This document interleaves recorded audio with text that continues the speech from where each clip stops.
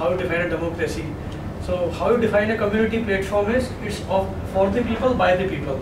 So people come and ask questions, people come and give answers. Someday I ask, you answer. Someday you ask, I answer. This is how the community grows. And that's the basic intention behind any community platform. Most of these points has been covered by Prakash, that why we felt this need to create a platform about a year and a half back is that in the last 10 years, Prakash touched upon many of these points, so I'll just quickly go through them. Few of the courses, when I was growing up, and as I said, when I went to do my BTech in 1996, before that it was very clear in 1994 when I was going in the class 11th, 80% and above science, 80 and 70 commerce, below 70 arts. And this is how traditionally it has been segregated in the society in India.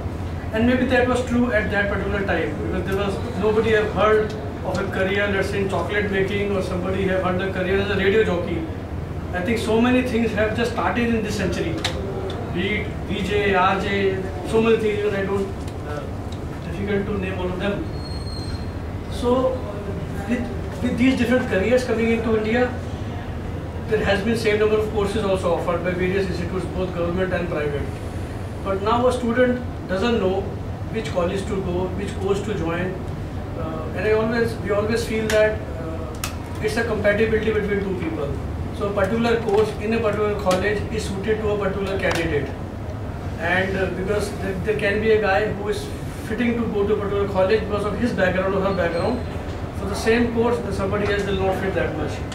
So people are confused, and generally they are confused that, okay, I have heard a lot about counseling these days, and I have seen that I am a pretty creative guy, if he knows himself, or sometimes he doesn't know. So what courses I can do, or at where we can do those courses? There is no idea to most of the students right now, especially in non-metros. So in metro cities, there is still a lot of information flowing around, but in smaller towns, in smaller cities, Gautam will share his feedback surely how it happens in Karnal later. But there is no professional career counselors as such available, and if there are, they are far and few. You can actually count them on fingers.